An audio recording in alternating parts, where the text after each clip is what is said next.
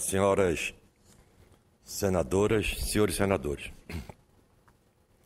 Apesar de estar na vida pública há mais de 40 anos, ainda me surpreendo com a capacidade que o ser humano tem de transformar boas ideias em péssimas propostas, de desvirtuar aquilo que na origem tinha tudo para dar certo. É o que ocorre, senhora presidente, agora com a proposta de emenda à Constituição número 565 de 2006, que criaria o chamado orçamento impositivo. Por sinal, é um nome completamente inapropriado, pois essa PEC Frankenstein não tornará o orçamento geral da União impositivo. Isso é um engodo, uma lorota. A PEC apenas obriga a execução de emendas parlamentares individuais, até o limite de 1% da receita corrente líquida do exercício anterior. Tomando como referência a receita corrente líquida de 2012, isso significaria a execução de 6 bilhões e 200 milhões de reais em 2013, caso a norma estivesse atualmente vigente. É aí, senhoras senadoras e senhores senadores, que mora o grande perigo. Sempre fui simpático aos princípios que norteavam a ideia original do orçamento imposto, para impor limites aos abusos que o governo federal insiste em repetir, ano após ano, num amplo e completo desrespeito ao Poder Legislativo. Mas o que foi aprovado pela Câmara dos Deputados e agora está para ser votado por esta Casa, deve ser votado nos próximos dias, é um completo absurdo. Trata-se de uma porta aberta à corrupção, aos desmandos e ao surgimento de novos e variados escândalos que, infelizmente, vão se somar aos muitos que já ocorreram envolvendo a aplicação de recursos orçamentários por meio das emendas parlamentares. Se antes, quando não se tinha certeza da liberação das emendas, os parlamentares mal intencionados já transformavam essas verbas num verdadeiro balcão de negócios, imagine agora com a certeza de que o dinheiro será liberado. Será, sem dúvida, o paraíso das caixinhas eleitorais. Orçamento impositivo existiria se o governo federal fosse, de fato, obrigado a executar todas as despesas previstas na lei orçamentária, aprovadas pelo Congresso Nacional. Esta seria uma resposta adequada à caixa preta, na qual se transformou os contingenciamentos aplicados pela equipe econômica do governo. A PEC da corrupção impositiva também propõe que as emendas de liberação obrigatória passem a ser consideradas como transferência obrigatória. Mas uma barbaridade.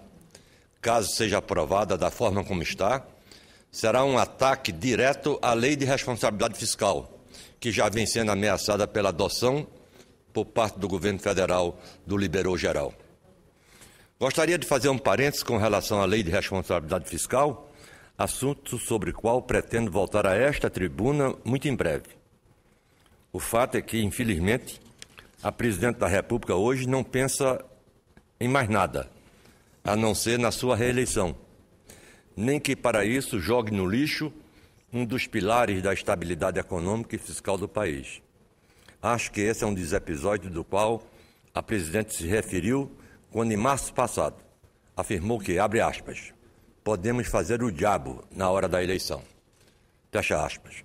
Ela, como já abriu o processo sucessório e não pensa em outra coisa, evidentemente que deve estar pensando sempre no diabo e no inferno. Pois bem, senhoras e senhores telespectadores e ouvintes que acompanham a transmissão pela TV Senado, pelo que prevê a PEC 565, será impossível impedir a transferência dos recursos das emendas parlamentares impositivas aos estados e municípios que não cumprem os limites máximos de despesa com pessoal, os limites de endividamento, ou que não estejam em dia com suas prestações de contas. Em outras palavras, o prefeito e o governador podem cometer toda sorte de irregularidades fiscais, mas vão continuar recebendo recursos do Orçamento Geral da União. Não posso concordar com isso. Eu que fui prefeito do Recife e governador de Pernambuco e sempre prezei pelo equilíbrio das contas públicas. Trata-se de um verdadeiro descalabro que foi aprovado pela Câmara dos Deputados e agora corre o sério risco de receber também o aval do Senado da República. Pode até ser aprovado, mas terá o meu voto contrário. E acredito que também de muitos outros senadores e senadoras que colocam o interesse público acima dos episódios eleitorais. Como fez agora há bem pouco o orador que me antecedeu, o nobre senador por Mato Grosso, Pedro Táxi. Já vi alguns pronunciamentos nesta direção de parlamentares da base do governo, como o senador Jorge Viana, e da oposição, como o senador Aloysio Nunes. Esta não é uma discussão de governo contra a oposição. Trata-se, senadora Ana Amélia, de uma questão de Estado, de como enxergamos o que é melhor para o Brasil. Senhoras senadoras, senhores senadores, aprovar essa proposta de emenda à Constituição, da maneira como veio da Câmara, vai contribuir para piorar ainda mais a imagem do Congresso Nacional, que já está no fundo do poço há bastante tempo. Será que o Congresso Nacional já não se cansou dos escândalos envolvendo verbas do orçamento, como os anões na década de 1990? E não adianta vir com essa história da carochinha de que a proposta prevê a obrigatoriedade para que metade das emendas parlamentares individuais sejam destinadas à área da saúde. Sobre isso, inclusive, o senador Mozarildo Cavalcante já levantou a sua incompreensão, né? Porque essa obrigatoriedade com relação à questão da saúde. Aí, vou repetir. E não adianta vir com essa história da carochinha de que a proposta prevê a obrigatoriedade para que a metade das emendas parlamentares individuais sejam destinadas à área da saúde. Sou favorável a mais recursos para a saúde pública, mas juntar emendas parlamentares impositivas. A prática que existe na aplicação dos recursos nessa área é dar as certidões de nascimento para os anões vampiros e os anões sanguessugas.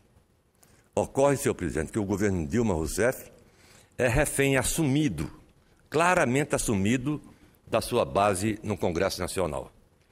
A prática política do toma lá da cá, que ganhou seu mestrado no governo Lula, vai numa escalada na qual o atual presidente da República perdeu completamente o controle e daqui a pouco também o pudor.